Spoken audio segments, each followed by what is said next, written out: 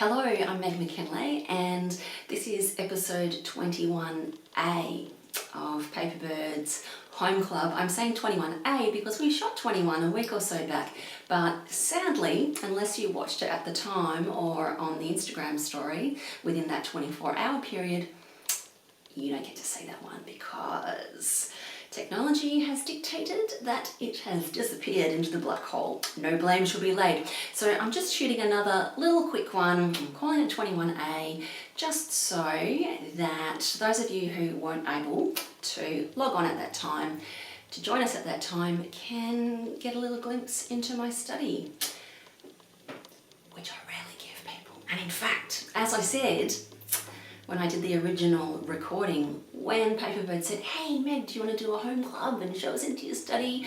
my brain went, no, why would I do that? Because it just kind of feels like a secret space where I work, but these are strange times.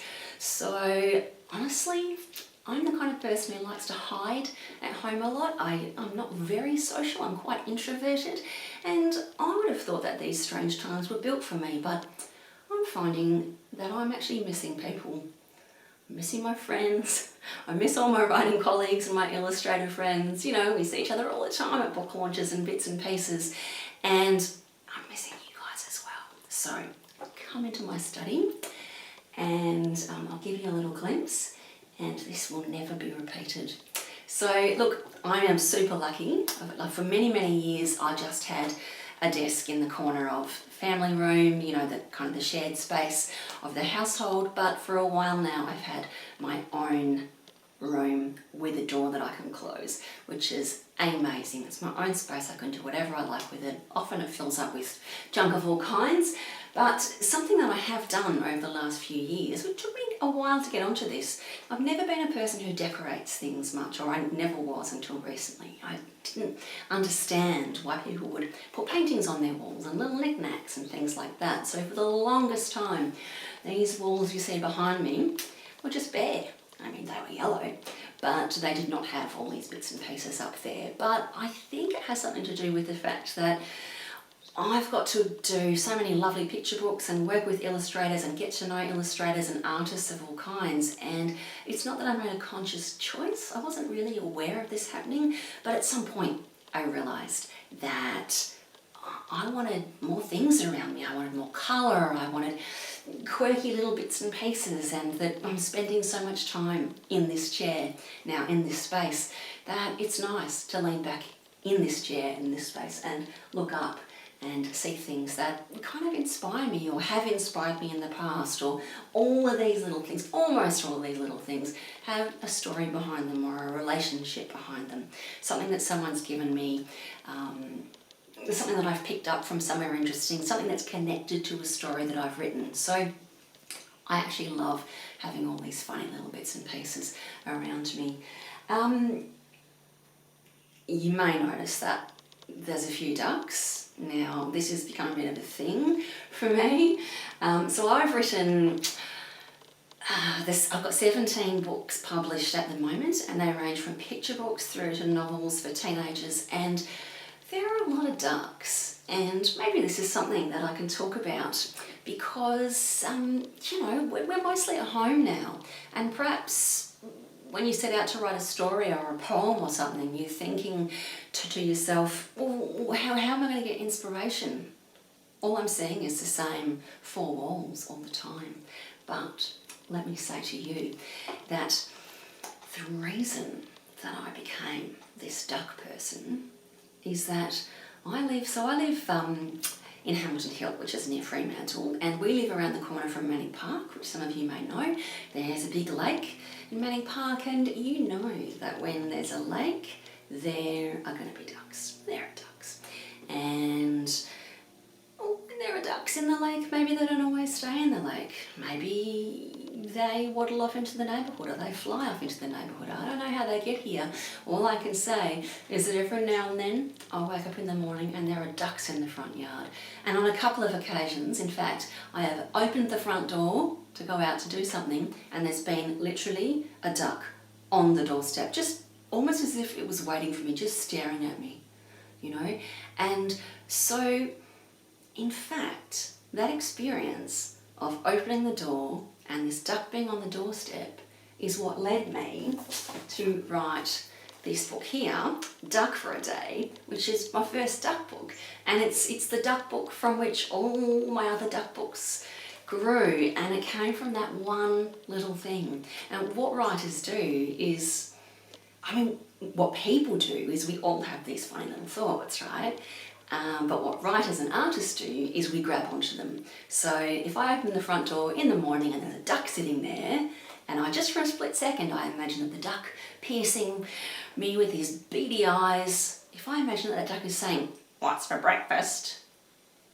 or that he's come to demand something of me. It could be breakfast, it could be that he wants to watch Netflix, it could be that, he is just not a duck who likes to socialise with other ducks and wants to spend some time with the humans or with my dog, or who knows. If I let myself have those weird thoughts in that split second, and then, because we're all going to have some kind of strange thought like that, and then if rather than just saying to myself, "Oh, that was a bit strange, I need to be a bit more normal, let me put that out of my mind and go on into my day of important and non-strange and weird things," instead of doing that, if I take that thought and play with it and spin it out, this is the habit of creative people. And I think we all do it naturally when we're younger, and at some point maybe we start to shut that down. And I say, don't shut it down, open it up, play with it as much as you can. So the inspiration for this very first duck book grew from seeing that duck on my doorstep. And this is it's not a story about a duck that's on a doorstep, because we start with real life and then we turn it into something else. But it's this idea of ducks being in strange and unexpected places. So Duck for a Day is a story of a little girl who turns up on the first day of school year, and she's got a new teacher, a teacher who's new to the school, and the teacher brings with her a duck. That's their class pet. So a duck in a strange place. And then I wrote, definitely no ducks. And then after that, I wrote no bears. And you might say to yourself, "Well, Meg, sure, but ducks are not bears, and this book has nothing to do with ducks." And yes, you are very astute and you are correct, but originally this book was about ducks. Originally I wrote no bears because I had written those other two duck books, and there's a duck in those books called Max, and Max is a very demanding character, and I found that I couldn't get Max out of my head, or he wouldn't get out of my head or something. So even though those books were finished and I wasn't writing any more Max the Duck books, when I sat down here at my desk and I was typing away, Max would almost be jumping up and down in my head trying to get into the story. So one day, in a fit of strangeness, which is my favourite kind of fit, I typed in all caps, "Max, there are no ducks in this book." And then, because, this is what we do, creative people, rather than just going, "Well, that was a weird thought, I should delete that right now before anybody sees it, because that's pretty strange to actually write that, to be talking to a duck as if the duck's a character, like a real live person/duck. Instead of doing that, because it's perfectly normal, I took that and I just went, oh, that seems like it could be a cool idea for a story. Like, imagine if there was someone who was telling a story, or they were trying to tell a story, and then this duck kept trying to get into the story the whole time. So that's actually where the idea for this book came from. And when I originally wrote it, it was called No Ducks in This Story. But then, my publisher said, "Hey Meg, you've been doing a few books about ducks. Are you sure you really want to be pigeonholed, duck-holed as the duck author?" So we decided that we'd use a different animal. So we chose bears because, there's way too many bears in children's books. Who needs more bears? So it was that one. And then a couple of years ago I did this one, Duck, which is, it's wordplay, but it's about a duck. It's about language, but it's also about a duck. And so 4 books have come out of that moment of simply opening my front door and seeing something unexpected out there. So trust me, there are the beginnings of stories all around you. Stories, poems, drawings, sculptures, whatever you want to make creatively. It's all there around you. It doesn't matter if you're sort of stuck in one place, if you're in your yard, at the front, at the back, just spying on the people who are going past out there in the neighbourhood. That can be fun too. All what it really needs is just for you to take the little things that you see around you and play with grab onto those funny little thoughts. This is another little picture book that I've written that really comes from the neighbourhood around us, and even though we're not supposed to be going out too much at the moment, it's fine to go for a walk around the neighbourhood. And I wrote this book many years ago because I used to take my daughter for walks around the neighbourhood, and in order to make those walks sort of more interesting and fun, I invented this game. And the game was that you had to be the first person to try and spot 10 tiny things that you probably wouldn't have seen if you'd been in the car. So we used to do these walks around the neighbourhood and we would look for 10 tiny things. So this is a book that I wrote one day when it occurred to me that maybe this game that I was playing with my 4-year-old daughter could actually be turned into a story. It's about some kids who, they get driven to school every day, but one day the car breaks down, they have to walk, and it's so far. I mean, it's not really, but it feels far to them until they start noticing the tiny things around them. So, fun fact about me, I grew up without a car. We didn't have a car in our family, so if we as kids wanted to get somewhere, we had to ride our bikes or walk, and sometimes that was difficult.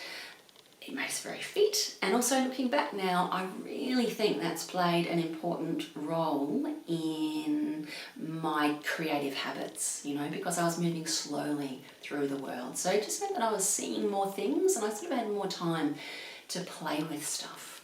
So yeah, those are some of the books I've written. There's plenty more, but I won't go into all of them. I think that will just get very boring for you and probably for me. I'm a little bit sick of talking about my books and my stuff and all of that all the time. And I thought I might do something a little bit different actually, because the other day when I was recording the episode 21 that I didn't save, there was something I planned to do, but because I was rambling instead, I didn't get onto it.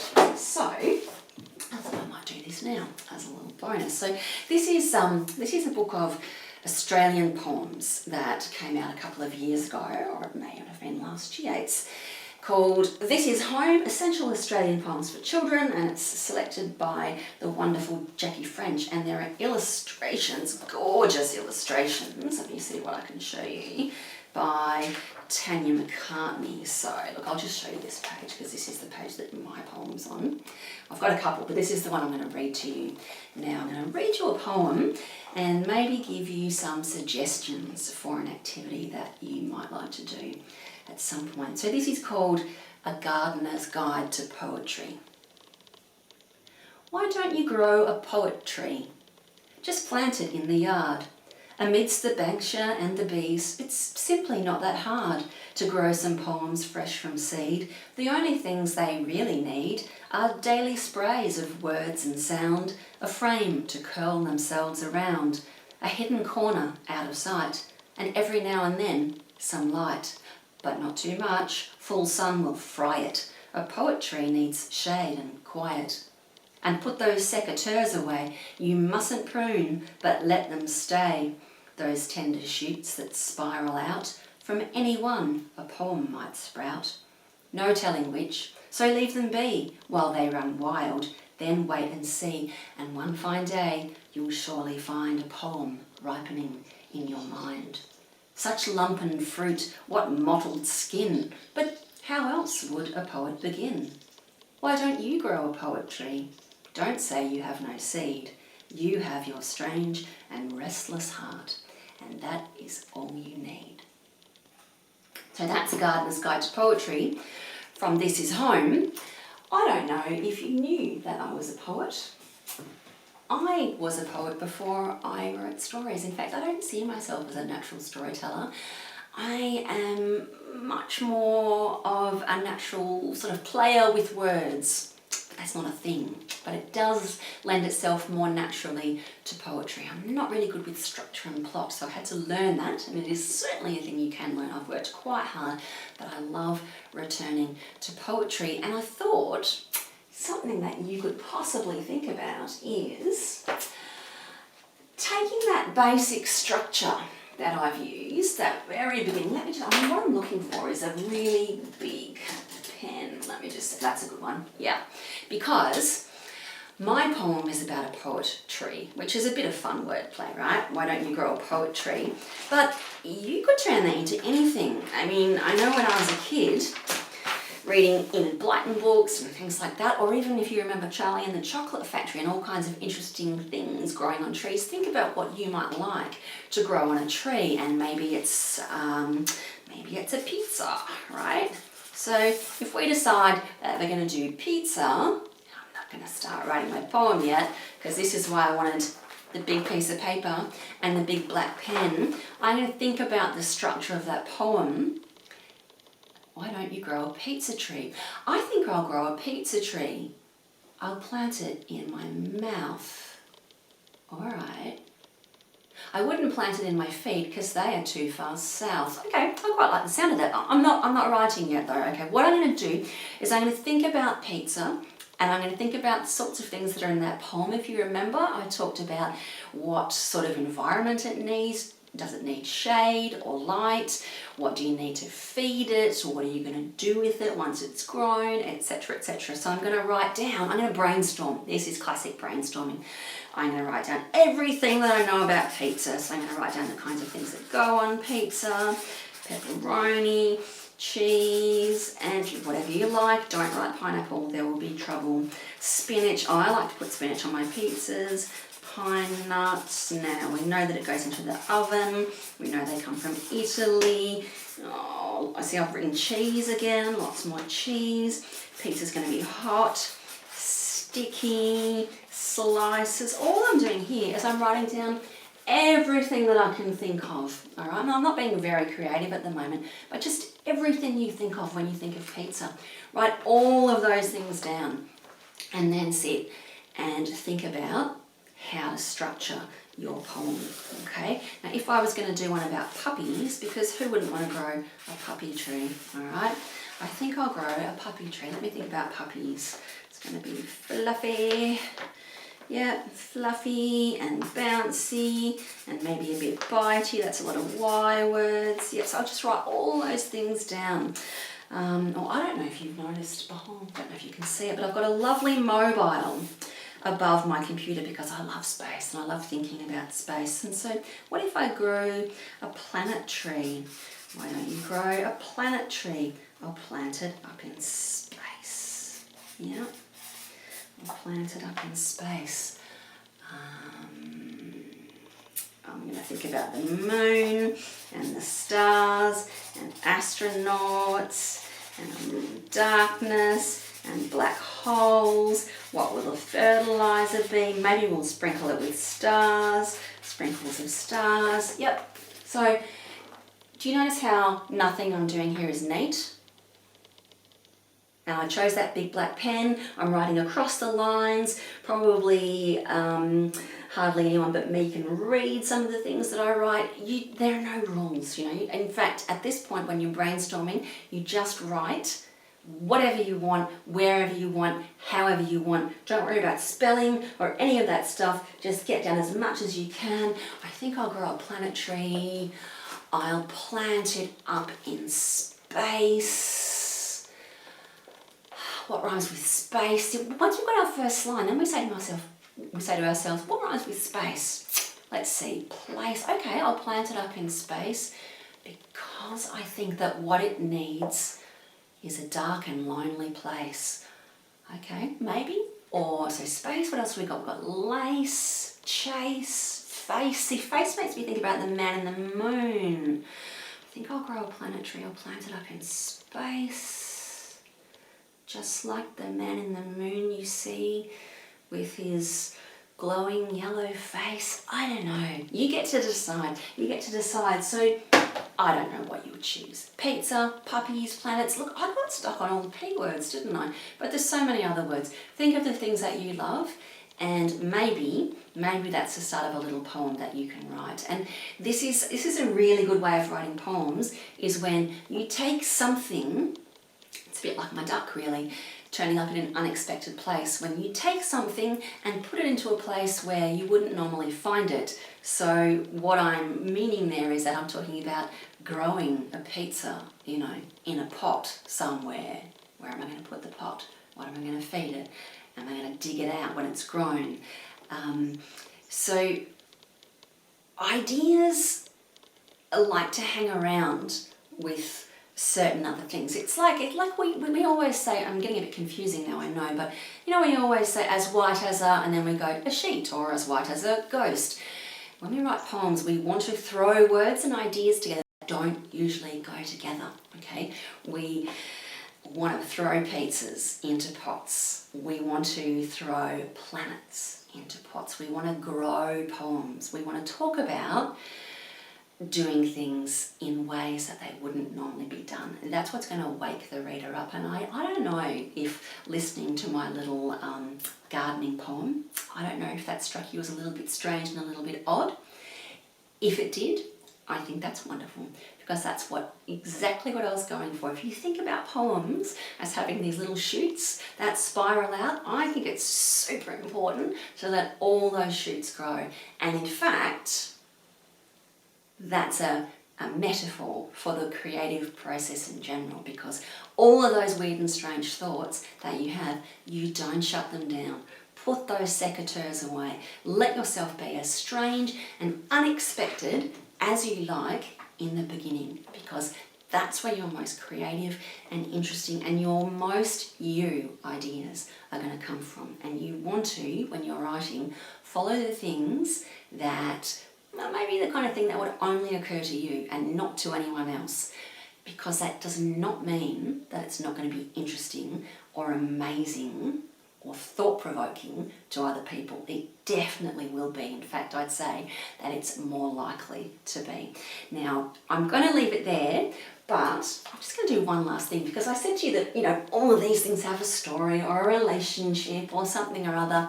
Yes, that's true to an extent, but also over here on my desk, I have a little bottle of bubble mixture, and that's not there because it has a story or a relationship. It's just there because I just think every now and then it's really important to just do things for no good reason.